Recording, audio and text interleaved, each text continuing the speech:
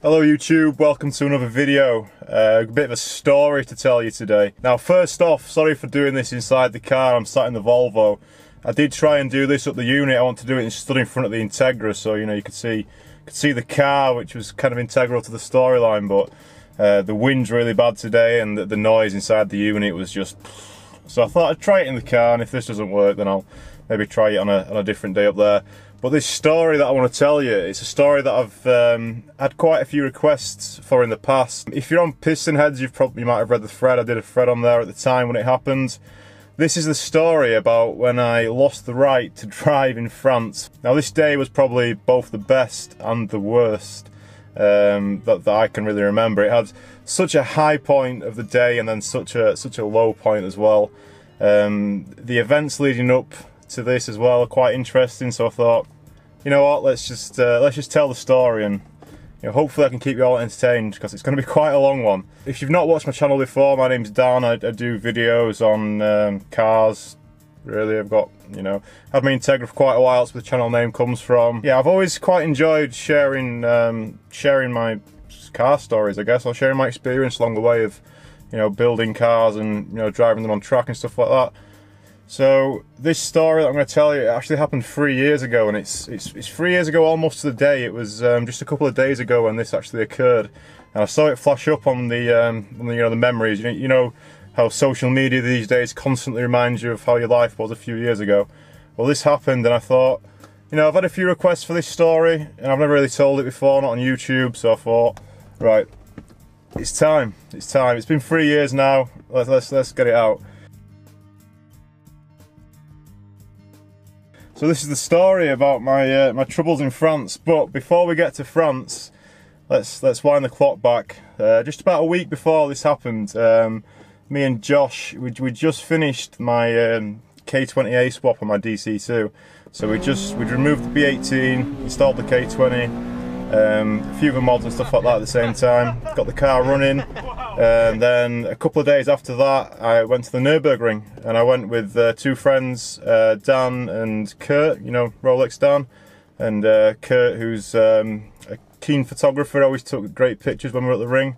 So we went, you know, small group, went across the ring, and I think we went kind of on a Tuesday or a Wednesday. It was kind of midweek, and we were just going to do evening TF sessions. And you know, just test the car out. I drove the car all the way there, no issues. The car was great. The car was performing really well. There was one day where I had a little issue on track. So I was going round up towards the carousel. So I got like halfway around the lap, and the engine cut out. So I was stranded at the side of the track, and luckily a Marshall pulled over shortly behind me in an E39 M5, which, you know, always cool to see a Marshall driving one of those. Anyway, the car was completely dead, completely unresponsive. I had no idea what had happened, but had to get the car taken away on a truck, the Bongard recovery service. If you've been to the Nürburgring, you know that's already pretty expensive. This whole Nürburgring, it might have been the most expensive Nürburgring trip. Oh no, okay. So the crash was obviously a bit more than that, but this is definitely the second most expensive Nürburgring trip that I've had. So that issue that I had on track there was just a bit of wiring from the lambda sensor, which had shorted out on the body. It was just literally a fuse and rewiring the wire that had shorted and putting some protection around it.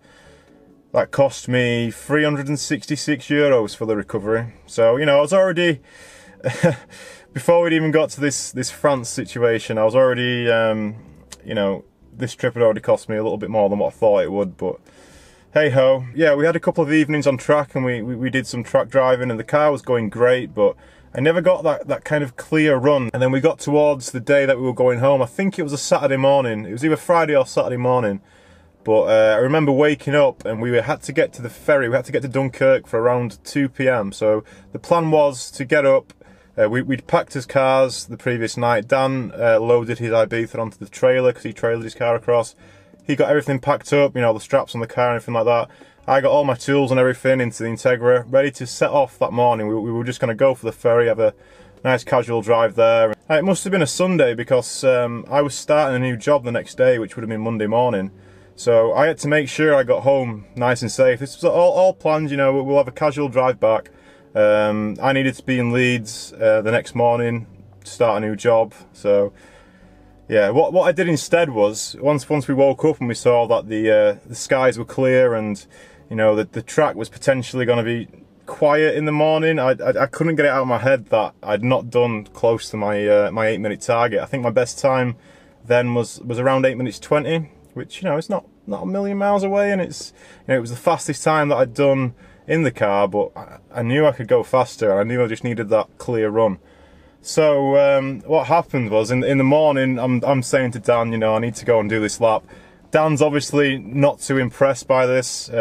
We had a bit of a falling out over this. Obviously I was being very selfish. Dan had loaded his car up, like I said, it's all strapped up. He didn't want to waste his time taking it off, and it's not just that he didn't want to spend the time doing that, it's just the risk as well. You know, you're taking your car out onto the Nürburgring on this morning where we're meant to be going home, you're rushing, and, you know, all the things he was saying to me completely make sense now, but at the time I was just, no. Sorry, Dan, but I just had to get out on that track. I had to go out and see what it could do with a clear run. So I went and got all my tools out the car, made sure the car was empty, and then I went up to the track, and I actually had the tyres that I had on the car, just a side point, were, I think they were Federer RSRs, but they were my road tyres. They were pretty knackered. They were the tyres that I was driving to and from the Nürburgring on, and then I had another set of wheels with R888s on that I was using on the track. But for this morning I thought, I can't be asked changing the wheels, I just want to go out and drive. So I went out with my you know, road tyres on. They were all pretty knackered and stuff, but I thought, no, fuck it, it'll be fine, we'll just go out. So I was there 8 o'clock in the morning, ready to go out on track. Unfortunately, because it was really clear, the skies were clear and the sun was starting to you know, creep through and that, because there's that many trees around the ring and like the dew from overnight, the track was still pretty, not soaking, but it was damp in areas. So, you know, when I went out the first time, did a couple of laps, I could push the car most places, but there was about maybe 10% of areas where, you know, I was being really cautious. Now it got to around 10 o'clock and, you know, I'd been out a couple of times and, like I say, the track was a bit wet, and, you know, I was thinking, oh, maybe I should just sack this off and go. And I remember speaking to, I can't remember if it was Dan or Kurt on the phone. I think it was Kurt rang me, and he just basically said, we've gone, we've left. I was like, oh shit. They were parked at Brunchen watching, but in order for them to get to Dunkirk in time, towing a trailer, they had to leave. And, you know, I was taking the piss, and, you know, fair enough for leaving. So I was at the Nürburgring on my own at this point, and I'm thinking, I just need to go out and get this lap done. So I did. I went out for another lap. It was a really good lap. Really not too many hold-ups. I had a little moment. I can't remember the corner name, but it's the one before the carousel when you're at the top of the hill. The quite long right-hander. When I was braking into there, I locked a rear wheel, and yeah, it was slightly spicy. And then just further on from there as well, when we got to Brunchen, I got held up slightly by a Ferrari 488. There was the Ferrari and a Clio, and then I caught them quite fast, managed to get around the Clio, and then thankfully the Ferrari moved out of the way as well. But, you know, I'm just giving the race car driver excuses here to why it wasn't an 8-minute lap, but we ended up with an 8:04, and I was over the moon. I was absolutely buzzing with this time. I was very late for the ferry, or I was, you know, potentially going to be, you know, missing the ferry, but I was just so happy with this time. So after this, I went, got my tools, got everything loaded back in the car again, and then I set off to Dunkirk. And the travel time between the Nürburgring and Dunkirk, it's, I think if you look on Google Maps, it says about 4.5 hours, but during the day, once you get to Brussels, the traffic's usually a nightmare. So, you know, realistically, it's going to take about 5 hours or so to get from the Nürburgring to Dunkirk. So I set off from Germany, and I knew I had around 3 hours to get there for the ferry.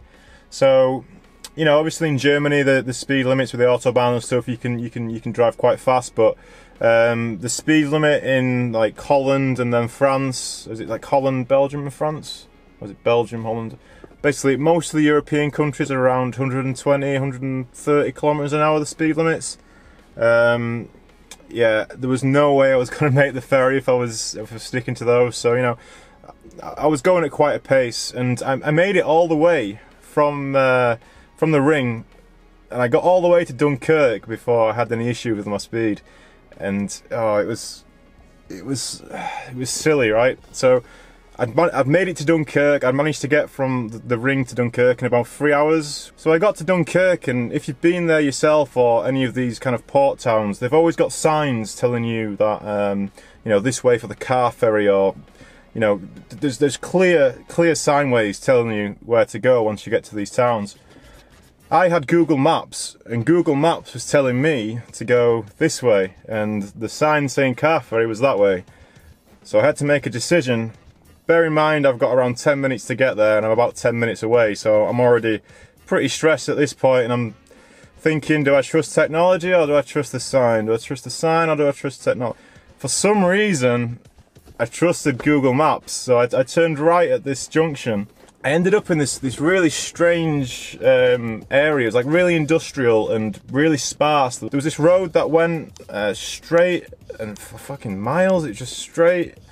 And I followed it, and you know, I was looking around and I couldn't see. I knew I'd fucked up.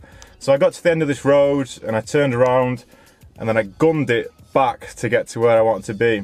And this is where the problem started. So I'm gunning it down this road, and you know, I'm going pretty fast. I can't see any speed limit signs or anything like that, and it's a big open road. I'm thinking, there's no one here anyway, it doesn't really matter. Yeah, so what happened then was I just see two guys walk out into the middle of the road, and I'm thinking, who the fuck are these idiots?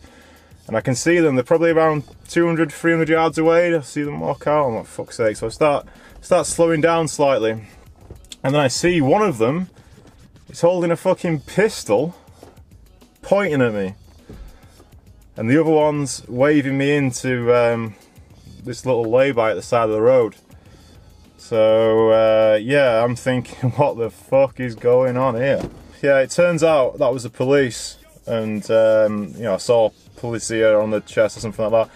As I turned in, I saw the two police motorbikes sat there, so you know, I knew I was in trouble. I was hoping I'd be able to wing it somehow, and you know, maybe just, I thought maybe they were just going to tell me off, like maybe I shouldn't have been on that road because it was pretty industrial, you know, I had no real place being there. So what happened was that the officer came over to my car and told me to switch off the engine and give him the keys. Started getting a bit anxious at this point, so you know, I'm not too sure what's going on. Then I see one of them with a speed gun as a car come past. So I thought, oh, they must have clocked me speeding or something like that. All right, okay, you know, we'll see what happens here. About 5 or 10 minutes pass. I'm still sat in my car, and one of the officers come over, and their English was terrible. I mean, it was better than my French. I'm not really good at culture and languages and stuff like that, but he, in very broken English, he gave me this piece of paper, and it had 147 at the top, and then a line, and then 50 at the bottom. And yeah, I was like, oh, what's this? Like some kind of division or something like that. But he said in the best English he could, he was like, your speed limit. And I was like, all right, okay. This, you know, I'm starting to think this is getting pretty bad now. Yeah, basically he'd clocked me on the radar, or his colleague had clocked me on the radar at 147 kilometers an hour. That was in a 50 kilometers an hour zone, which, you know, is 3 times the speed limit almost. Yeah, I started to realise this could be pretty bad. I tried to get some information out of the officers about what they were going to do, because, you know, that they left me for so long just sitting there. They were making phone calls and things, but they didn't really pass much information on to me, which is quite scary. In the meantime, I was trying to get in touch with Dan and Kurt to make sure that they didn't get on the ferry. They were at the port. They were. I was catching them up. I was in touch with them on the way. You know, when I was coming through Europe, I was in touch with them to see where they were, and it looked like we were going to get there just about the same time. God, I managed to get in touch with them by, there was another guy who got pulled over, a French guy. He spoke a bit better English than the officers, and he allowed me to use his mobile phone to call. My phone had no service where we were, so that was stressful as well. You know, I was in the middle of nowhere, no service on my phone, just been taken, you know, a police officer just taken the keys from my car and, you know, shown me this. He's not told me what he's going to do to me yet, but yeah, it's looking quite bad. So I managed to get in touch with Dan and Kurt. Now Dan, as ever, didn't realise kind of the stress I was under and initially started winding me up.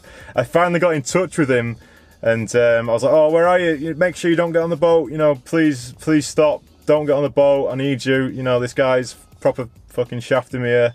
So yeah, Dan's response was, oh, we're on the boat, you know, we're already sailing.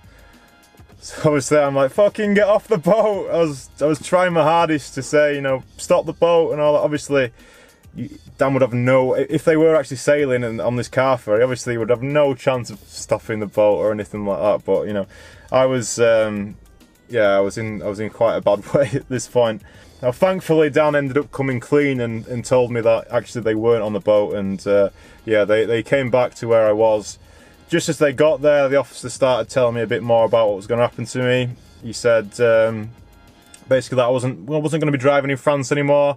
That's it. You know, you cannot drive today anymore in France. So you know, I started to understand this was actually quite serious. And then he came over with another piece of paper as well with 750 written on it, which I was like, oh, what's this then? And then he said that was the fine, that was the bill. He said that was the bill. I remember that. I was thinking, the bill for what? And oh, the fine. Okay, that's how much I'm gonna have to pay, is it? All right, okay, 750 euros. Yeah, okay, just for taking the wrong turn, basically, is why I got this fine.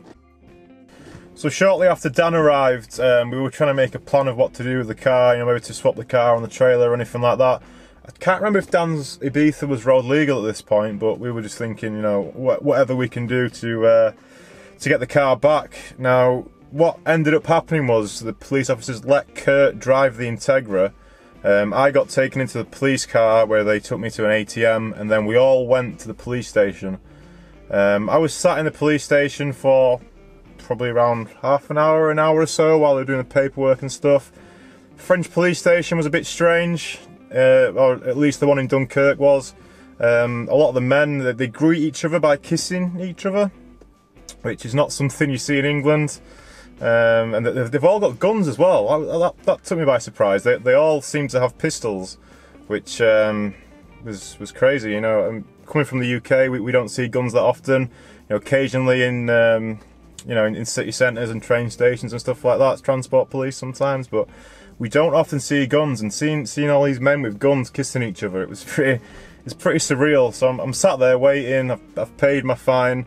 I had to get the cash out. I had to get out on a credit card as well, because this is why I always take a credit card whenever I go to the Nürburgring, because you just don't know when things like this could happen.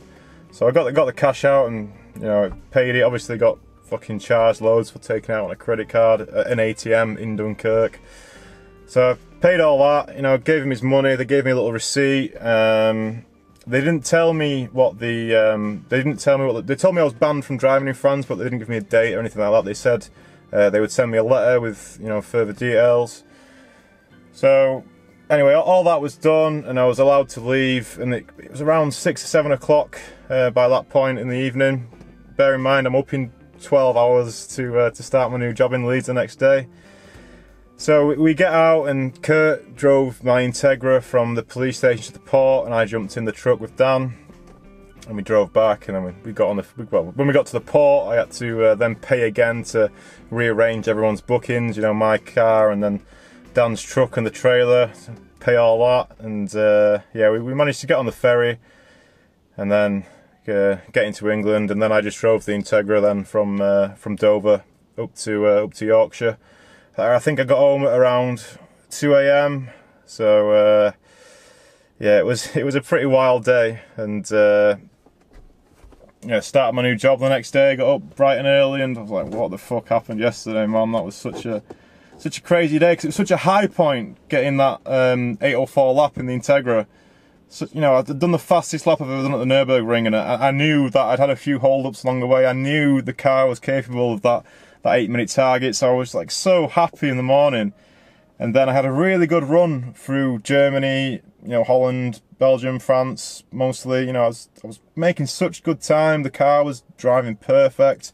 You know, it's taken that abuse all week. You know, we had the issue with the shorting wire with the fuse and that. But apart from that, the car was behaving so well. And you know, I was having a really good time in that morning. But then the evening just went, whoa. You know, I'll never forget the guy walking out. Like, I've never had a gun pointed at me before, and then I did. You know, and it's weird having someone point a gun at you. It's not nice, you know. I definitely knew I was in trouble. I perhaps didn't understand the severity of my actions straight away, but you know, once he brought over the piece of paper and he told me what my fine would be and stuff like that, you know, it's like, fuck.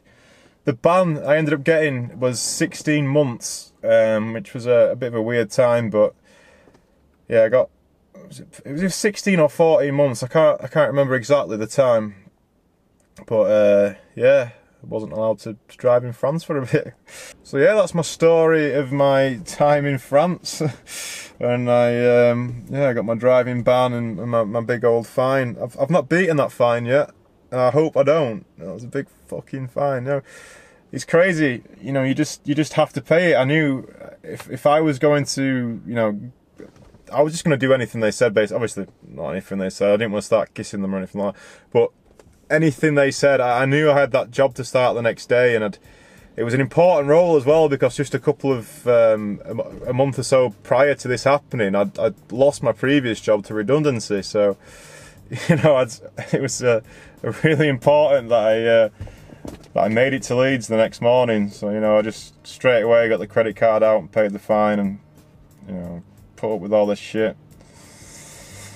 I think it was a bit of a cash cow, to be honest, because that road that they were on, it was in the middle of nowhere, and they were just sat there, you know, with the guns. It was a 50-kilometre limit on a road which was straight and really open, which seems a bit low to me, but I mean, it was never going to be a 150-kilometre limit, was it? So, you know, I was always going to be being a bit naughty, but...